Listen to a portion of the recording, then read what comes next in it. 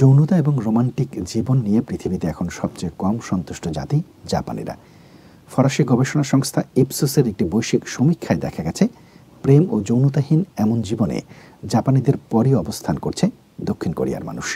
জাপানি ও কোরীয়দের আবেগহীন জীবন ক্রমাগতভাবে দেশ দুটিকে জনসংখ্যাগত সংকটের মুখোমুখি করেছে। দেশ দুটির জনসংখ্যা খুব দ্রুত হারে কমতে শুরু করেছে।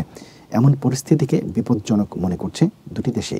ফ্রান্সের প্যারিস ভিত্তিক গবেষণা সংস্থা ইপসোস সম্প্রতি 31টি দেশের মানুষের যৌন জীবন এবং রোম্যান্টিক সম্পর্ক নিয়ে সমীক্ষাটি পরিচালনা করেছিল। চলতি সপ্তাহেই সমীক্ষার ফলাফল প্রকাশ করেছে সংস্থাটি। এতে দেখা গেছে, জাপানি উত্তরদাতাদের মধ্যে মাত্র 37% মানুষ জানিয়েছেন তারা যৌনতা থেকে সন্তুষ্টি অর্জন করেন। একইভাবে জাপানের চেয়ে কিছুটা ভালো অবস্থানে থাকলেও যৌনতা ও প্রেম ভালোবাসা নিয়ে দেশের বেশিরভাগ মানুষের অসন্তুষ্টি দেখা গেছে দক্ষিণ কোরিয়ায়।